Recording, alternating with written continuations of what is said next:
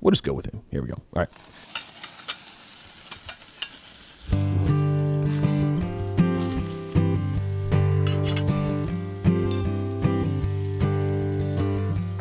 This coffee. I'm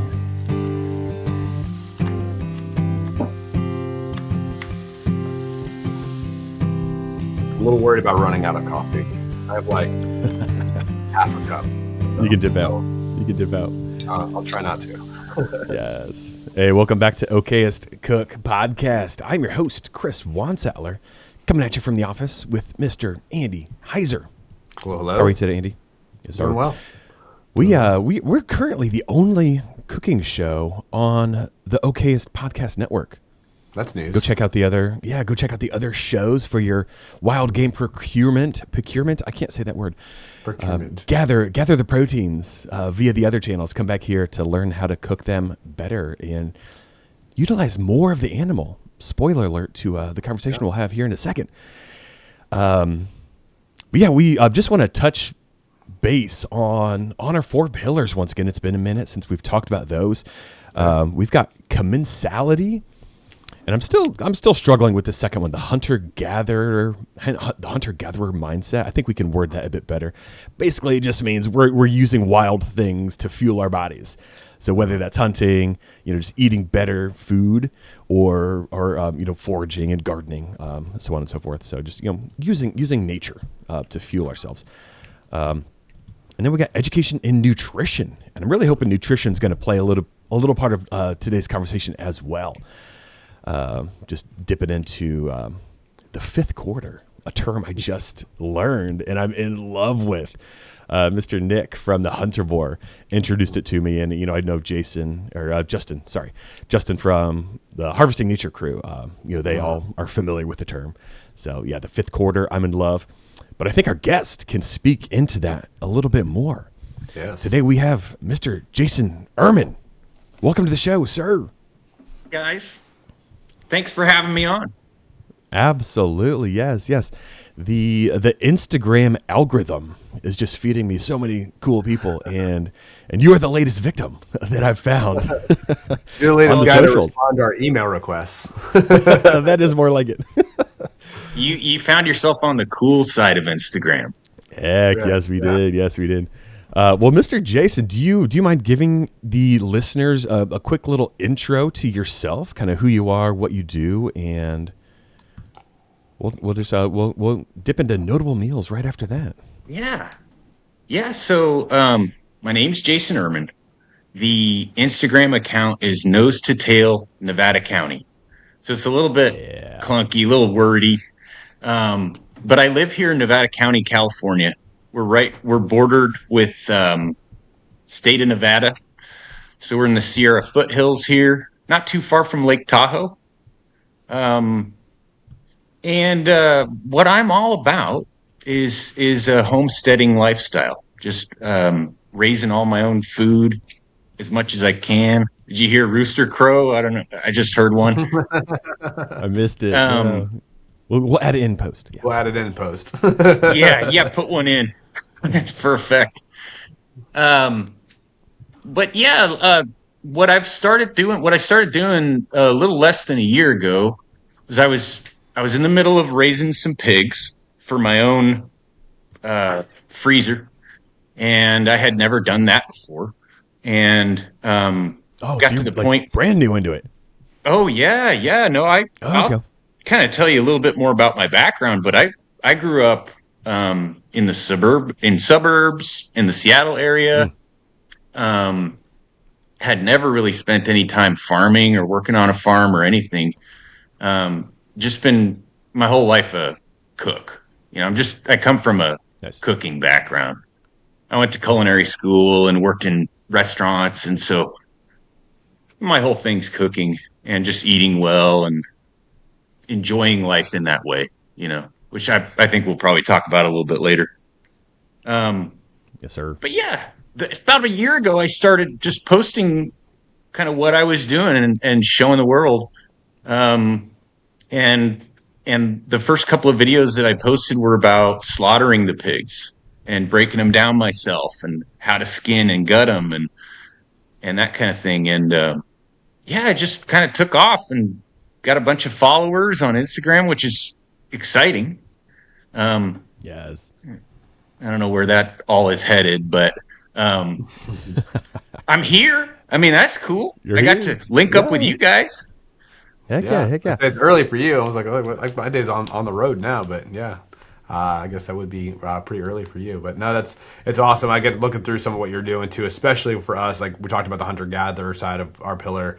One of the things that we talk about a lot on the show is that just people's relationship with where food comes from has gotten so like disjointed over the years. Yes. So it's really cool to talk to somebody who's, like you get to like reintroduce the fact that like, hey, a goose was a living thing at one point. A pig was like that pork chop you ate was actually part of an actual pig. Yeah. And I feel like it almost should be required that people see where things come from before you buy it. But yeah, well, that's cool. Notable meals, Chris. Do you want to kick it off or? Yeah, well, I've got two actually. So I think I'm going to go first and last. Okay. And so I'll let you guys fight over the middle. Okay. But my first item, I've got a physical item. Andy, as going back to the original podcast days, I like my props and my things. We'll bring a prop in. He won't tell anybody either. Just all of a sudden something will come up. Tell anybody. So, and you also know that I'm a sucker for good branding. Yes. So I saw this. Also, the Instagram algorithm. If it'll focus, will it focus? There we go. Yes, dude, I saw this account on Instagram. It is Duck Camp Bourbon. And dude, That's just the the branding old right school Field and Stream style illustration there just looks sick. And it's got ducks on it, so I can't complain about that. I haven't opened it yet. No. So, dude, it's like it literally just came in the mail like yesterday. So nice. You know me, I'm gonna take some photos of it. Yeah, take some photos. But I say it's what 11:45. You got 15 minutes before you can get into it without someone labeling you as having a problem. Yes. So a good branded bourbon is my notable drink for slot number one here, and I'll report back on what I think. I'm not a bourbon expert. I've got a couple of opinions, but generally. You like them, is usually the take. Yes, sir. Yes, sir. I'm a fan of the bourbon, so yeah, I'll report back on the actual taste. So. Well, to give Jason more of a guidance on what this is usually supposed to be about, is a meal that you eat. So usually, so this is one that actually. Hey, now bourbon can be a meal. Back up. It can be. Back to the nutrition pillar here. Yeah. Okay. I've had plenty of those meals. Yeah, if you get cold, it's a good way to warm up too. So, so the one that I got, I think originally was also fed to me in some sort of Instagram algorithm, and then in my usual ways of doing my own version of things, I'll change some stuff of it and make it my own. But this is a venison cowboy casserole, and it wasn't supposed to be venison. I just made it venison because I hunt, and I have 4 deer this year, so it was a good year.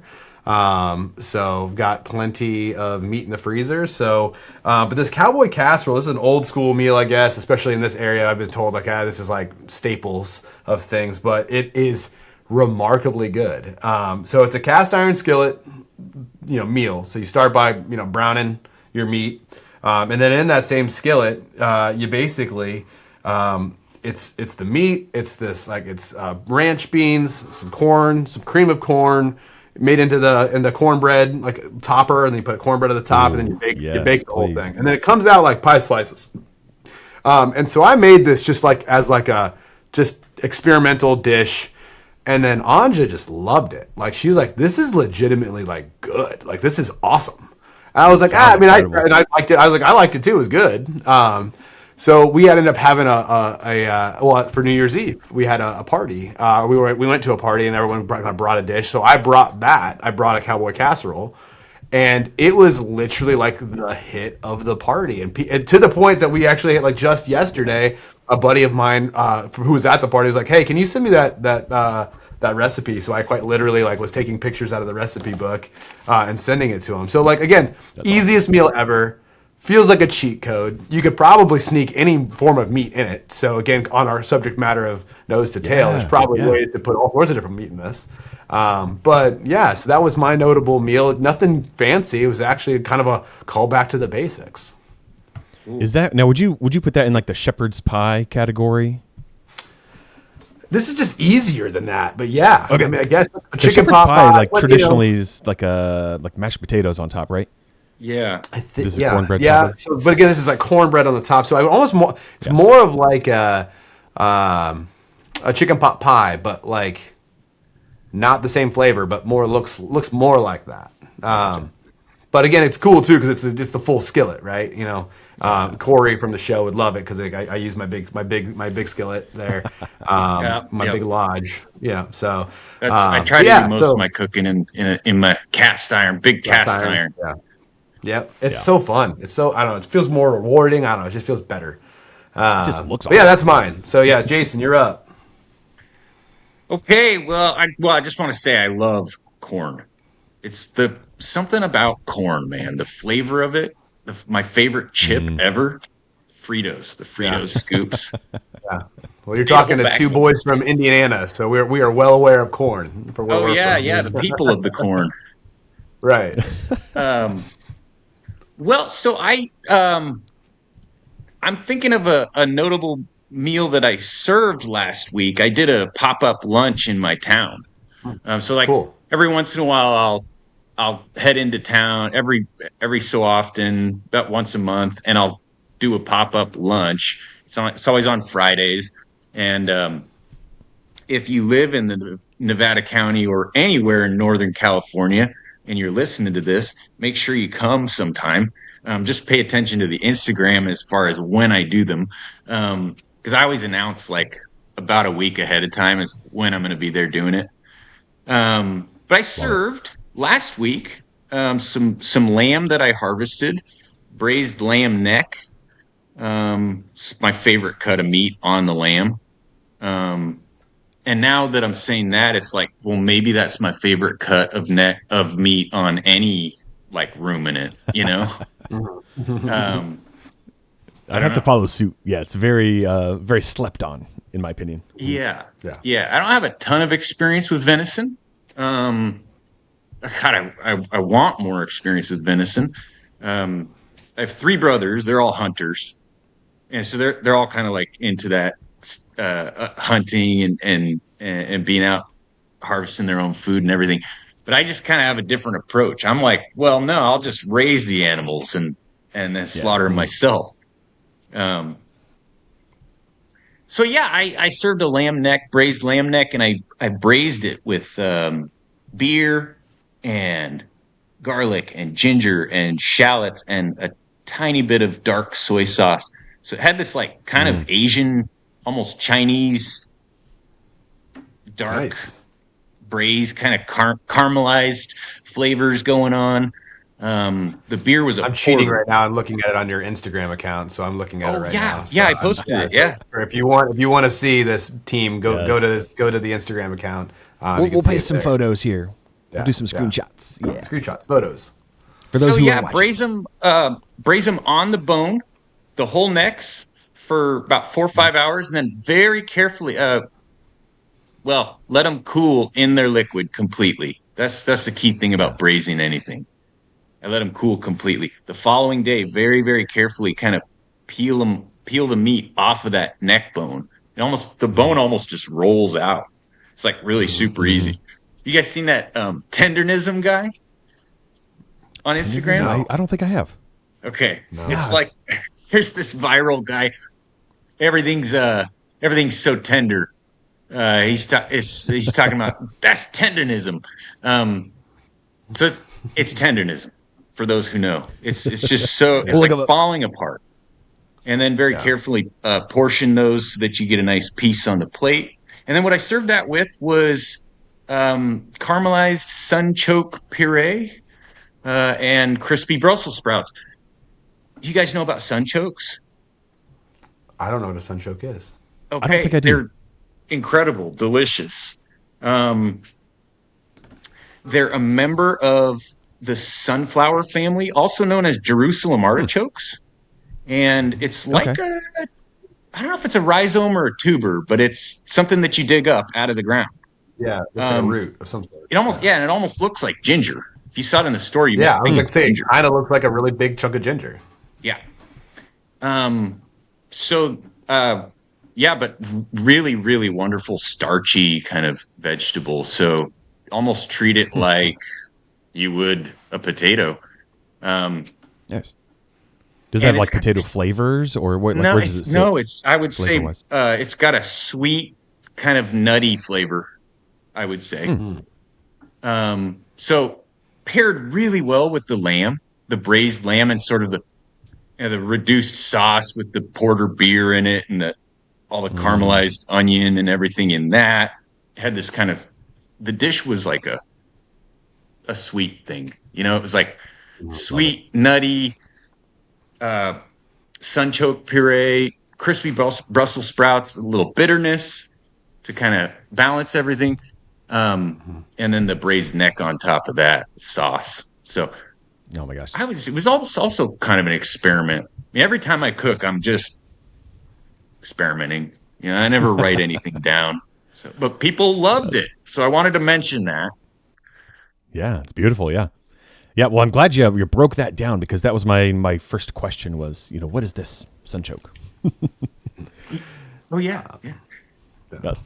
Well, you Braising. reminded My me favorite of. technique. Yeah. Oh, yeah. Oh yeah. Yeah. Well, yeah. You just reminded me of a conversation I had with a listener, Mr. Calder, who wrote in with a story. His notable meal of the week was some steak he was marinating, and he used pineapple juice. And he said he had 2 or 3 cuts of backstrap, marinated for like 4 or 5 hours, cooked some of them, and left some in the marinade overnight, and went to cook the backstrap the next day, and said it was just way too tender. So like beyond edible, like to the mushy state. Oh, And really? reminded me of an episode Meat Eater did ages ago, where they talked about the best marinades for tenderizing meats, and yeah, pineapple juice was way up there. I believe kiwi juice was the best at tenderizing, and by me saying the best, I mean like it's probably not good because it's going to tenderize it way too It's much. too tenderizing. It's too good. It's too good. Yeah. Yes. Calling back to awesome. the strong bad quote, it's way too much of an awesome thing, so it's dumb and bad. Guys, Do you know watch if your there's time like on an that. is there an enzyme in the Yeah, juice that I breaks don't know the down? science, but yeah, there's something in there that attacks the proteins in a bad way. Because it can't Food just be the scientists, right acid. in. Right. It's got to be a combination of all of the above. Yeah. Right. Because I braise a lot of things. We use lime a lot in my house, especially as marinades. And That's way up there, too, It yeah. does a good Yeah. job of Careful with the marinades, tenderizing. the long-term marinades. But I'm a big believer of a couple hours, maybe a day, but nothing more than that typically. Few hours, yeah, max. So especially on a marinade. Now, but braising is one of those things where, like, the closest I get to it. You mentioned the neck roast, Jason. Like, it is my favorite cut on venison because it's the most it's such a huge amount of meat that oftentimes either goes to the trash or maybe somebody cuts it out for some grind. But it's one of those pieces that you let it sit in a slow cooker overnight. I mean, it's the easiest thing. It's the best pulled pork you'll ever have for those of you who can't eat pork. It is. That is how I like it. It's like, think of making a pulled pork. Use apple cider, barbecue saucy type of whatever you want to put in there. You kind of can't screw it up. I typically use a beer, some apple cider vinegar, and some barbecue sauce. Maybe some soy sauce. I've been playing a lot with fish sauce lately, just a little bit. Yeah. Adds a huge unique flavor to things. But I just did a neck roast a couple weeks ago, and I mean, geez, I was giving it out. This is the best pulled pork you'll ever have. Yeah. That's not pork. How do you do it? I How got do you one do it when you thawing do right it? now. Do you do it in All right. a slow cooker? Yeah. So this one is actually Chris. I actually had to go. You'll appreciate this. I had to go out and buy a food grade handsaw because my neck roast was too long to fit in the crock pot, so I had to cut it into 2. But I typically start with I used the Blackstone this time to sear the neck roast. Just usually pat dry, salt, sear it on all sides, and then for the sauce, this is the easiest thing. I used a Lone Star. Shout out to Texas. So I used a Lone Star original. some apple cider vinegar. I grabbed a local barbecue sauce, but Sweet Baby Ray's style sauce, sweeter type of sauce. We're trying to get the sugar. Everything else is acidic-y, right? So balance that out with some of that. And then I think I've shown this on the show before, but my Texas Dust is a spice, is a combo. You need to mail me some. Look up Texas Dust. You can find it. It's got some kick to it, but salt and sugar based. So again, kind of like bringing some of that stuff together, and then just let that thing sit on low. I usually will make it at like 8 o'clock at night, and then by 6:30, 7 o'clock in the morning when I get up, I mean, you can, like you said, Jason, you literally, the bones just pull right out. Like it's just there, and then I shred it right there in its juices and let it sit there, and then I turn it off and I let it just cool in the crock pot in its juices, and it is so good. It's like that cooked meat, just as it's resting and as it's cooling, it's just soaking up that incredible, flavorful braising liquid. I mean, it's a key step. Well, yeah, you went to culinary school, and I think this is like one of the most missteps in all things of steak cooking, or really any cooking, is rest time. And we've talked about it on the show before. Yeah. But like, rest no matter time whether and temperature, before you go to sear, start with room temperature meat. That's the thing. Like people are so weary about like letting your meat sit out. Like to the point now where like I promise you, if you were to side by side just brown meat, one at room temperature, one from the fridge, thawed but from the fridge, you will taste a difference in the flavor profile and in the tenderness of the meat. Yep. It cooks different. It's so much better, and it's not unsafe. Yeah, and dryness is another thing too that I've been learning about over the past year of just like butchering all my own meat. Lamb, goat, pig, the dryness of the meat, the exterior is huge. 100%. A lot of people, like you'll take something out of a vac pack or something, and of course you pat it with paper towels or something, but you could go even further and like put it on the rack in your refrigerator, just totally uncovered for a couple of days and let it get that pellicle on the outside of the meat itself. I do. Yeah, chickens, turkeys, 100% needs to sit in the fridge overnight. Chris has a really fun, like, urban setup of a garage fridge that he hangs all of his quarters from deer for that same reason, to get that crust on the outside and let it. It's so much better. Yeah, it's key. I mean, Chris, you probably know then that it's not uncommon to hang meat for 2-3 weeks. Easy, Yeah, definitely let it, evaporate some of that moisture, and just all the flavors are going to intensify, and it's just going to be a better quality meat. Again, another Meat Eater episode. We just need to start linking them. But they did, I believe it was the Red Cutter. Look it up. But they talked about meats going through rigor, and the best place for that process is on the bone. And I know it's not possible for a lot of people who do their own butchering, but as often as you can, leave that meat on the bone as it goes through rigor, and it's just going to perform way better across the board, flavor-wise, and leave texture-wise. It as whole as you can. You probably have the same issue I have, where I don't have a walk-in cooler. Even though I'm trying to start a business here locally as a butcher and as a ranch butcher, mobile butcher, I don't have the walk-in yet. But what I do have is a bunch of random little refrigerators all over the place. I've got like 2 in the garage, 2 in my butcher shop, and so you probably do the same thing. You put it, get them into their primals or whatever, some larger cuts that you can actually fit in there. I just do my best, Ideally, it would be hanging the whole carcass, it's like you say. Yeah. When it's possible, it's not always possible. Well, before we get too much more derailed here, off track. I'm going to throw in my second notable meal of the week, and it's another unconventional one. It is not a meal that I had, but it's a meal I saw, and it is from a former guest, Mr. Jose Alberto Barraza. I'm not rolling that R properly, so Jose, I apologize. Yeah, the attempt was there. Barraza. But he just made a post about eating the 5th quarter, eating awful. He was gifted a heart, some testicles, kidneys, liver, I forget what he was given, but it was internal organs. And he basically said, I'm going to cook it and you're not going to ask questions. You're going to eat it and tell me what you think. Typical Jose style, like when he was on our episode.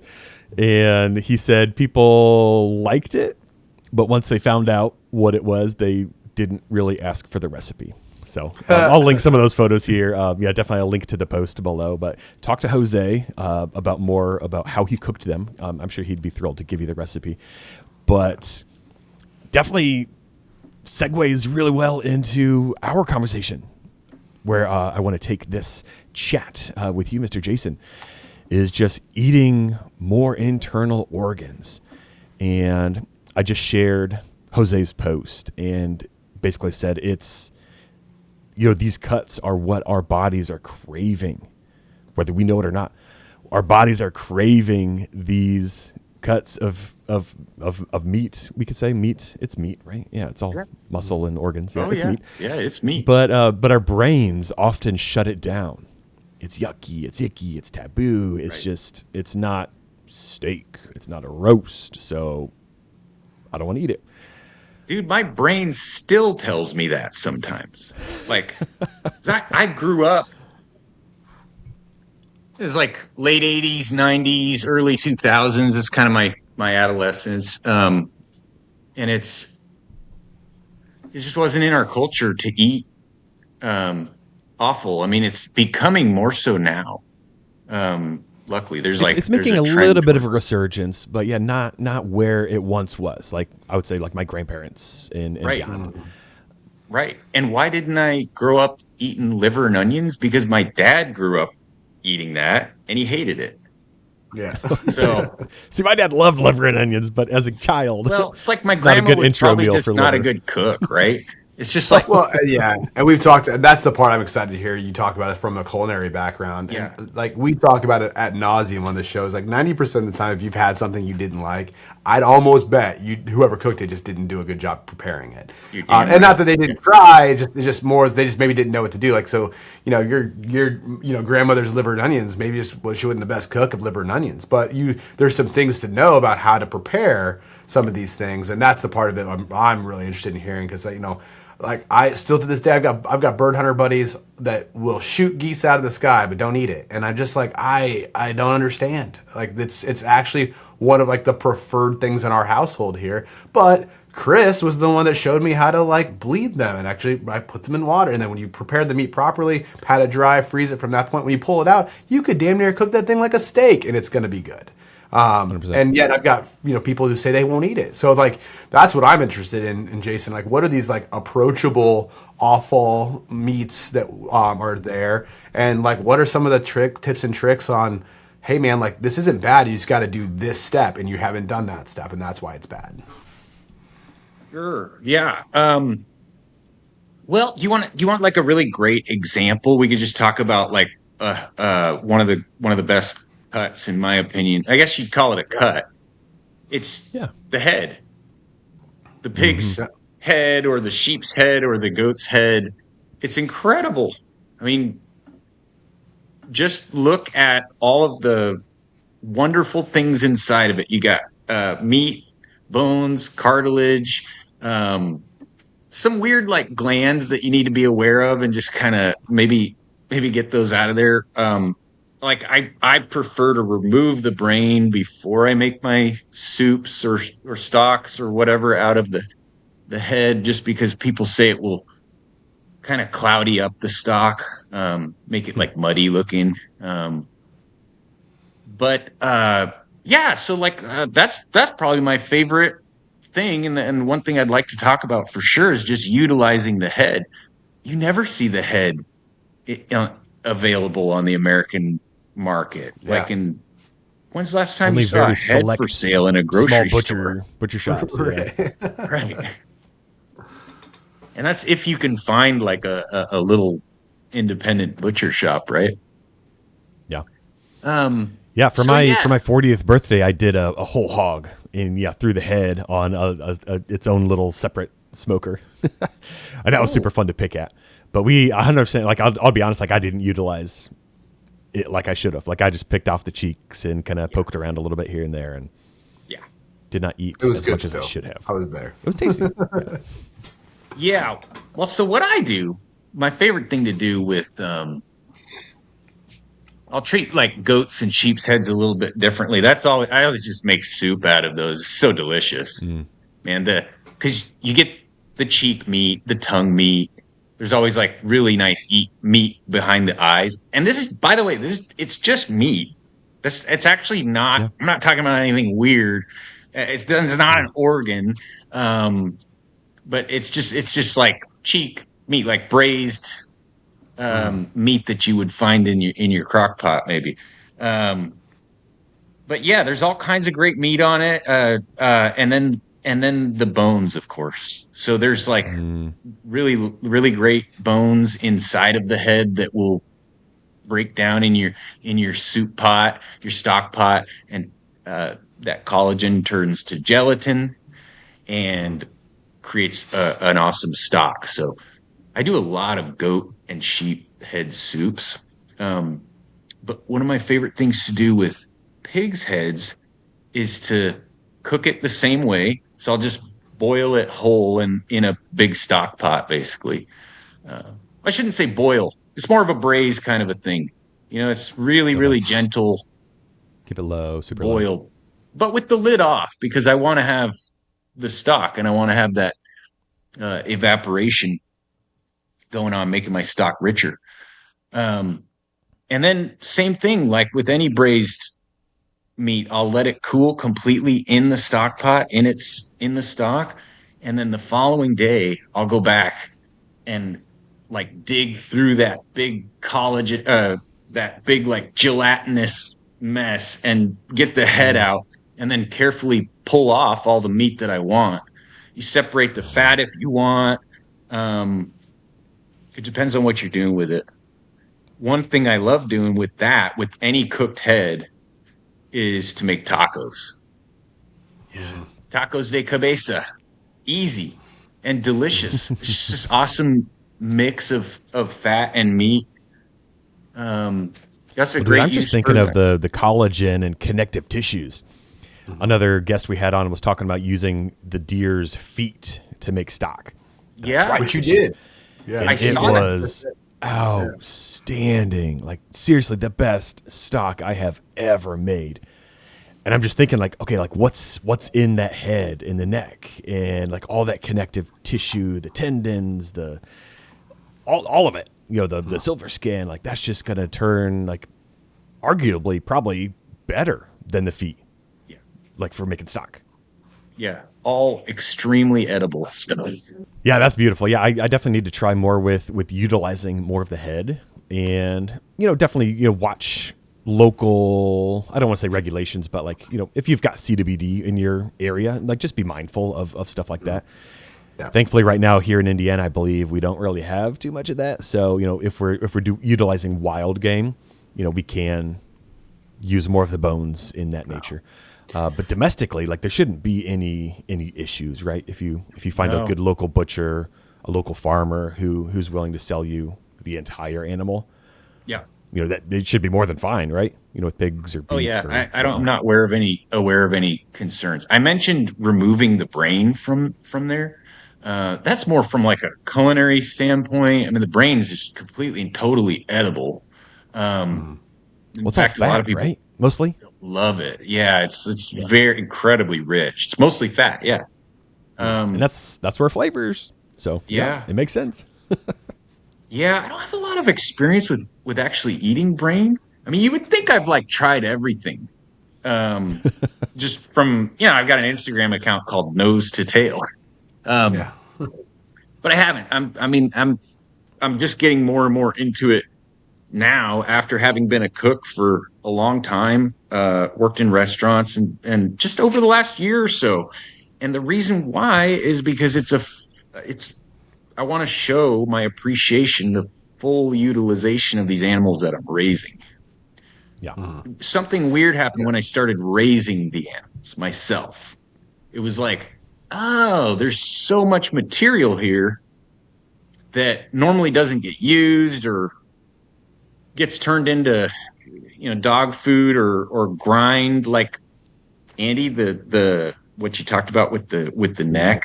how some people will try to get some grind out of it.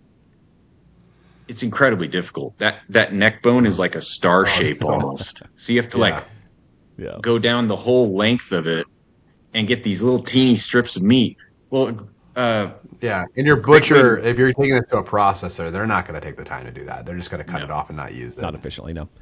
Well, we've talked about that before. Like, I imagine like butchering your own animals versus, well, it's the same. You butcher your own animals, but like just the fact that you're getting your hands on the animal, like you're really seeing, what this animal's giving you, and it's not just steaks and roasts and the shanks. If you ask your butcher for that, it's so much more. And do you feel like by butchering yourself and raising yourself, like just like how is that, like the respect for the animal, and like you just feel like you need to use more, just out of respect and not that I ever wanted to waste or anything. But it's just when you're involved in the process from square one, you're like, you go and buy those piglets, you go and buy all the bulk feed and the sacks of food, and you bring the water to them every day, and it's so much work. It's fencing work all the time. I mean, you've got a lot invested in it when you're raising your own food.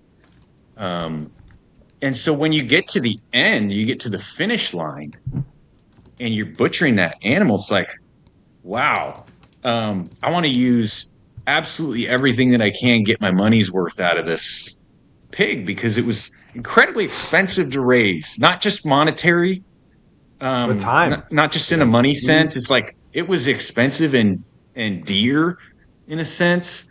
Not deer like DEER, DEAR, kind of deer. Because so much went into it. Yeah, it's emotional and time consuming, and I get it. Yeah.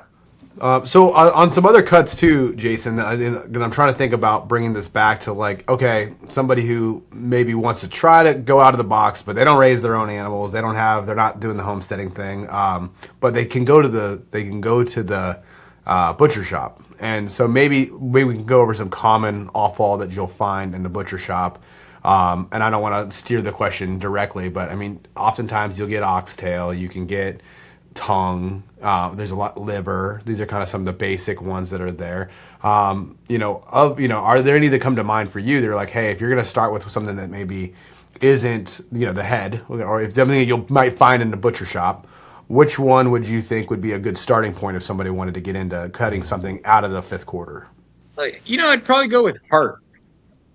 I'd probably say heart. Looks like you guys probably agree. And it's the reason why. Andy's got a good heart taco recipe for you.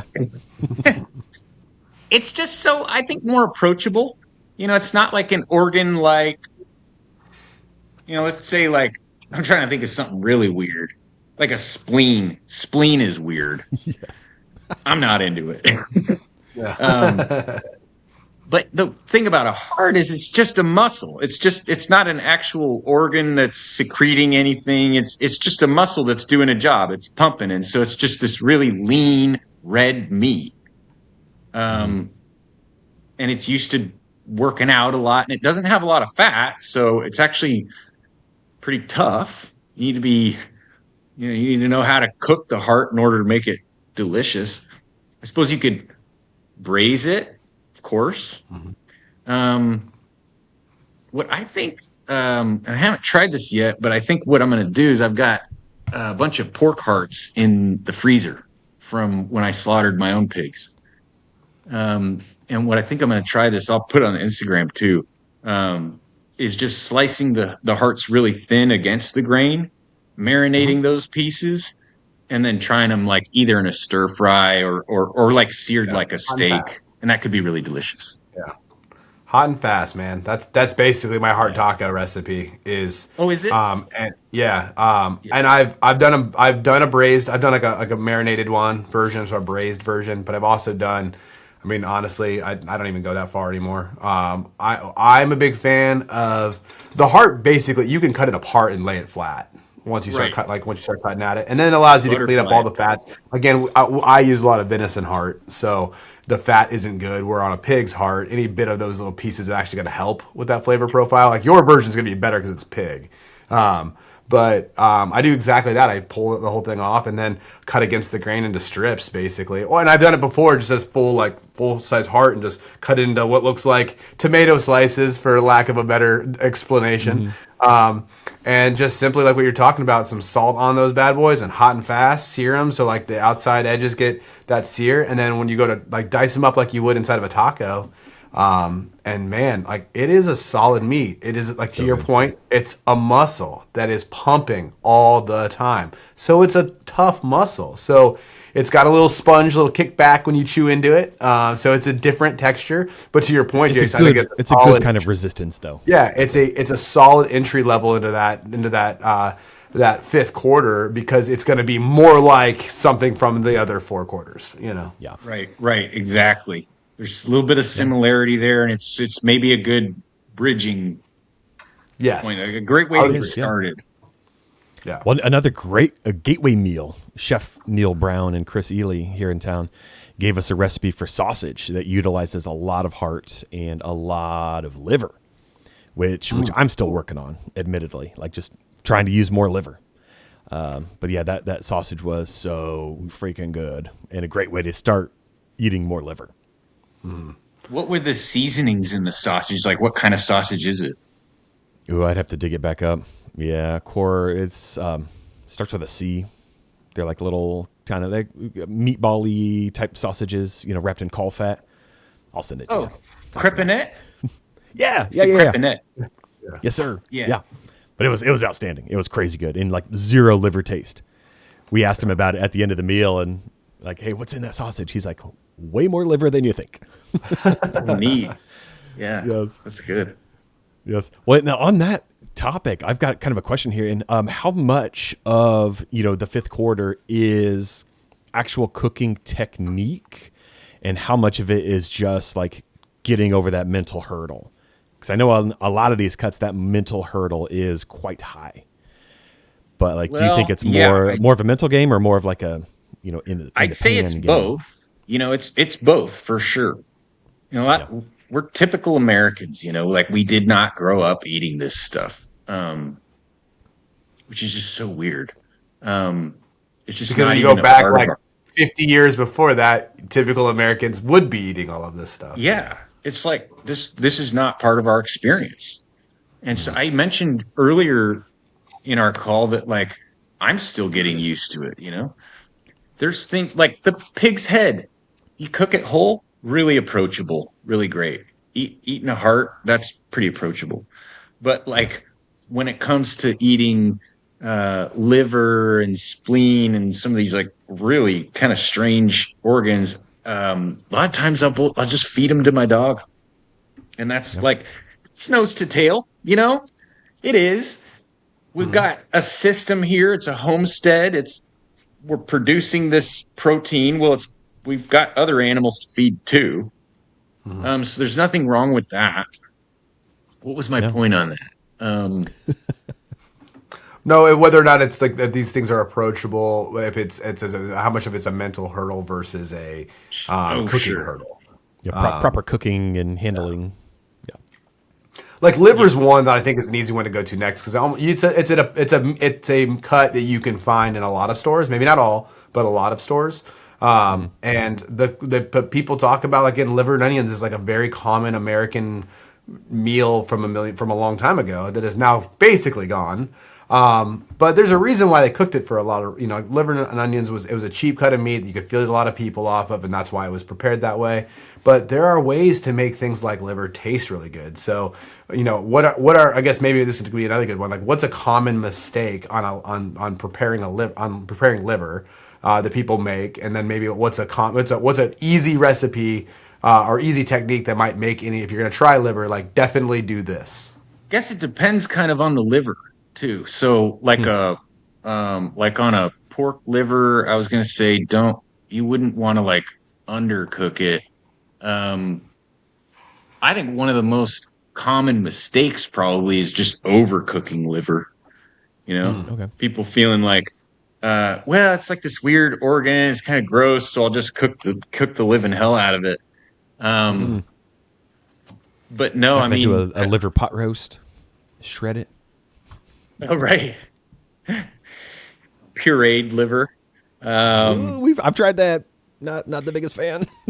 Yeah, I mean, well, you can make mousses and things like that, like Liver or liver patés. pate, which is and again, like a lot of Americans didn't grow up eating this stuff. That's more of like a European taste. Um, I I don't think know. when I did it was a little too plain. It was very liver forward. So I just need to add some extra spices next time I try.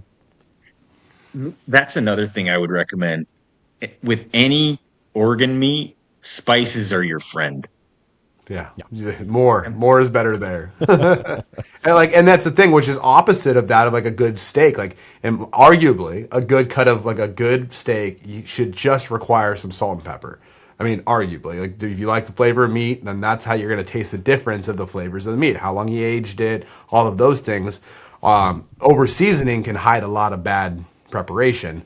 And so usually people want to stay away from that, but like it's, with a liver or some of these other organs, like that's maybe you're like lean in, make that pate taste like sage pate, not, or whatever flavor profile you're going. Bring on that Texas dust. Yeah.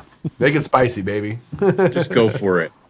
Yeah. Just go for it. Yeah. Now you're really cooking. Yeah, well, I don't want to derail the conversation here. We are approaching the hour mark, which is crazy. Yeah.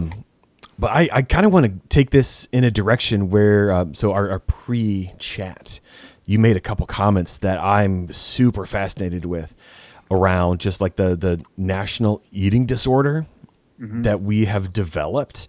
Do you want to rant on that for a little bit? Yeah, man. Let's go. He's like, yes, I do.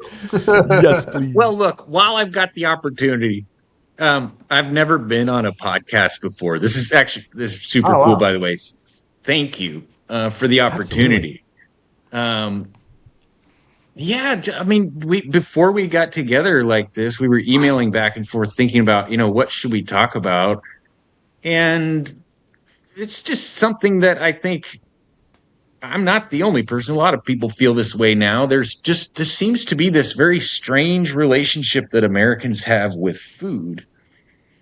And so, I mean, I think that's the point of my page is my Instagram page is just to kind of show an example. That's all I'm trying to be is just, you can raise your own food and cook your own food and have a different appreciation for food than our culture tells us to. What I see a lot of when I look around is like fad diets, calorie counting. There seems to be like more anxiety and concern around food rather than enjoyment. And so through my lenses, somebody who's grown up around food and cooking my whole life, I went to culinary school, worked in high-end restaurants, where it was all about the gourmet aspect of it, like getting the most enjoyment out of the food. It's like, rather than cutting back on the amount of butter we're using in a lot of these restaurants, it would be like, no, more butter. That's more butter. Yeah. All the butter. So that's always kind of been a little dumbfounding for me as I look around at the culture, and I'm just confused with what I see. For me, food is just about enjoyment and about the project.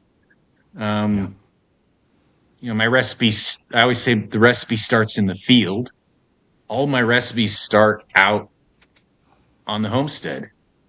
Remind us of your hashtag.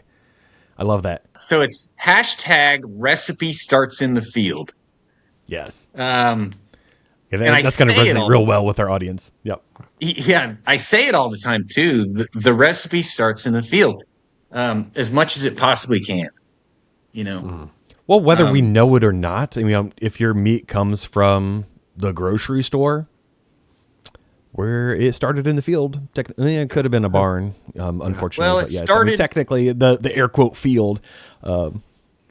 whether it's your field at your 5-acre homestead or it's some feedlot in Kansas, it's just still starting a field. I mean, I think that's the reminder is that every time we eat meat, you're eating an animal, a real living, breathing thing. So I hope that my page is just serving as like a reminder for that. And I know sometimes the imagery is a little shocking. It's a little bit gnarly, like some. Yeah. Andy, go and ahead. The hard part is the people that do like that participate in hunting.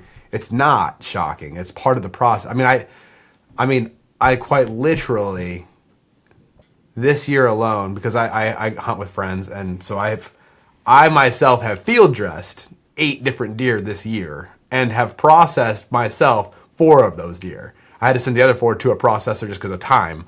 But that relationship with that food is very real. And when you say things start in the field, I have conversations with people, and I am dumbfounded at like how people have forgotten that this was a living, breathing thing. Like your chicken that you're eating. Yep. That if you go to that little rotisserie chicken guy that you took it from the heat section and then came home and made whatever you made with it, like that was a real chicken. Or let's think about there's a football game approaching us. I don't know when this episode's coming out, but there's a football game, and when you eat that plate of chicken wings, I mean, a lot of chickens. How many birds did that take? There's only 2 of those, or 4 pieces that on chicken wings that are for bird. So if you got a plate of 20, it's a lot of chickens to make math. Plate of wings. No, that part of it's so cool to like. I think it's like, and I kind of said this at the top too. It's in line with your page. Like people, it's almost should be a requirement. Like, hey, before you eat that pork chop, here's a pig, just so you remember where it came from. You don't have to see it cut apart. Like I get, like no one's asking you to get into the gore of all that. And we're blessed and lucky to have processors and people who will provide. You're a homesteader. Like you might take some of that to a farmer's market, and we're big proponents of farmers markets. So like get your eggs from people, but that egg was laid by a real live chicken that you're eating. So I mean, it's such a cool part that you're bringing to the table. Well, thanks. Yeah. And it's about respecting where it came from and where it's going, and try not to be wasteful. Don't just order your chicken wings and forget about the rest of the bird. Yeah. But I love your that pursuit of pleasure comment you made. It's okay to eat good food. Let's not have chocolate cake every single night, maybe, but like that's not what we're referencing here. But like, don't be scared of things like fat. Fat is flavor. It's okay. It's not gonna blow you up. Or Chris, do have the chocolate cake every single night. Just make sure it's made with like real eggs and butter, good grass-fed butter. Flour that was sourced responsibly and as locally as possible. There we go. I think I'm all about just whole foods and staying away from kind of the processed foods. Saw this crazy thing the other day about, actually, I think you guys had reposted it.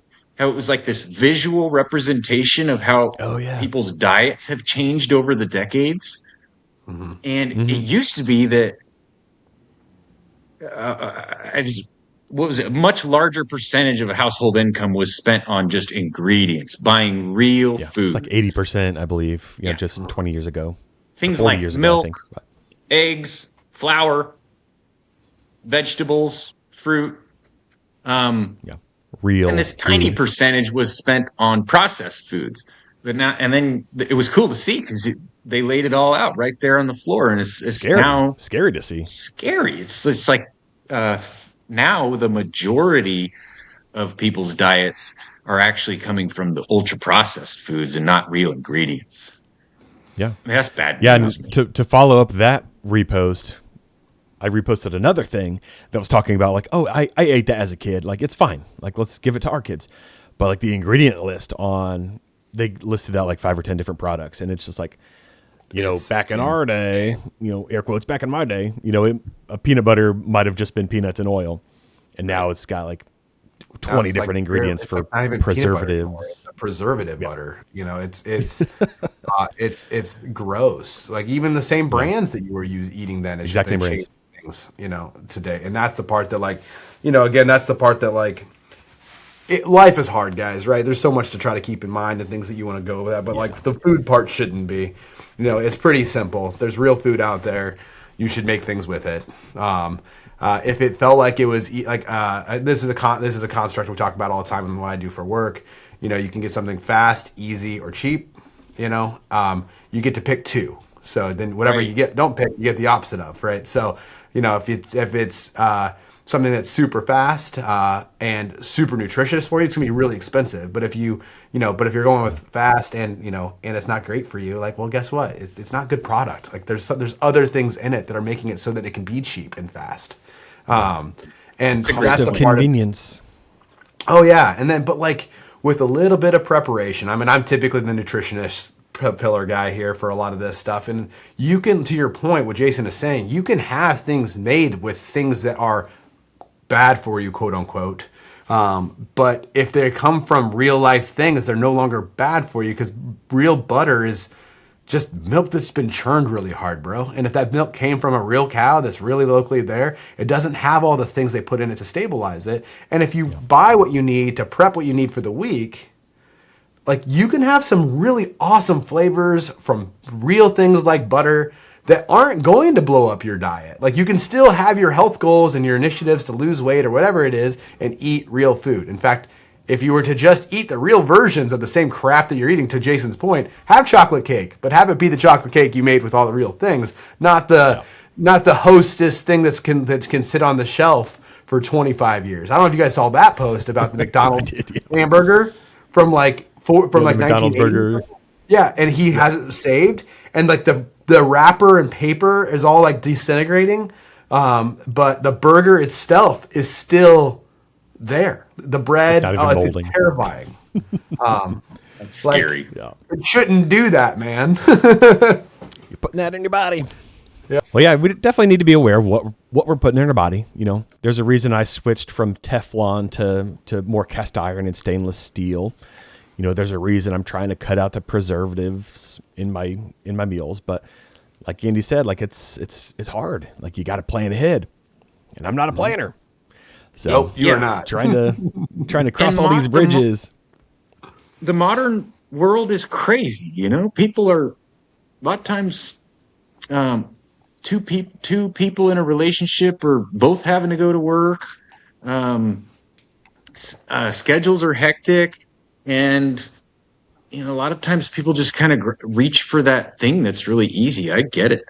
And the cost, like we can't not talk about the cost of eating healthy. Like it's prohibitive to a lot of people, which is the American industry has not made it easy for people to eat healthier. And this is where, like, why we in previous episodes, you know, our listeners know that we rant about going to local food markets where you can, and or go to the farmers markets and things like that. And like, guys, you can get good stuff at a regular grocery store. You just have to like be mindful of staying on the perimeter. Typically, the stuff on the inside is bad. Generally, yeah. But like, and again, it's not one of those things. And this is one of the things, especially on the nutritionist side of things, I get asked a lot. I'm the guy that works out in the group, so I'm the one that gets like, well, how do you do that all the time? It's like, well, you don't just like one day get to the level that you see certain people at. It starts with little changes. So like, again, like pick some of these things. Like butter, in my opinion, is one of the easiest changes people can make. It's not that much more expensive to buy, you know, Kerrywood Irish butter. Or pick a brand that's just butter. Right? Not the can't believe it's not butter, not the country tub. If it comes in a tub, it's probably not butter. Might be, but probably not. But just switch to a different butter and just start cooking with that instead of something that you were cooking with before. And I promise you, like then you know, once you get used to that, then you move on to the next thing. And before you know it, over a course of time, you'll actually identify, like, well, you're back to eating more real versions of these things than some of the other versions. You know, it's hard to get, like I have an egg hookup here. Like most people have a weed guy. I've got an egg network here in Texas. And so I got 6 dozen eggs just yesterday because it was like I had someone who had them. So, and you know, I get that that's hard and it's easy to go buy eggs at the store, but again, you can go buy eggs at the store, but like read which ones you're looking at, and maybe stick to, if there's a section there that's $1 more, like your body will benefit from that one extra dollar. But again, it's not, don't feel like you have to have all of it. Just start somewhere that's manageable. And I think that's the big introduction into this too, is like, not everyone's going to turn their backyard into throw a bunch of sheep out there or raise a pig, but oh no, you might if you start following Jason. But you might, but if you, that's never going to be in the cards for you, just maybe be a little more mindful of where you're getting your meat from. Just talk to the butcher, at the butcher shop. They'll tell you which pieces might be the best fit for you based on what your goals are, I just think that these things might seem audacious or crazy when you see Jason's thing, but like we're not saying that you should start your farm tomorrow. We're saying that what little changes can you make? No, I'm an extreme example. I mean, I'm like way out there as far as what your relationship with food can look like. Right. I'm literally trying to like raise everything myself. What I don't raise, we usually just go to the farmer's market here in town. There's all these awesome local growers around here, which is so cool. I mean, I'm immersed in this community here of people that are kind of like-minded. And that's really neat. It's kind of a rural community, kind of hippie mentality up here a little bit. And that's cool. It's just not, that's not going to work for everyone. Like I said, we have busy lives. The modern world's crazy. So crazy. What, little pieces of that can you incorporate into your life, I think is something to think about. Yeah. For sure. It could, you don't have to go and start the chicken coop tomorrow or whatever in your backyard, but maybe try to go to that farmer's market on the weekend and meet that local egg producer. Exactly. Yeah, I'm a big fan of buying direct locally from farmers. That's like the way to go. And it's in the past it's been a little bit cost prohibitive.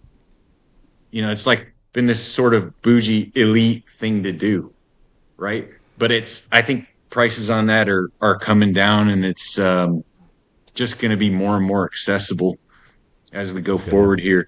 I'm seeing like cool things, like there's apps now that connect you with local farmers. Nice. Stuff like that. It's pretty cool.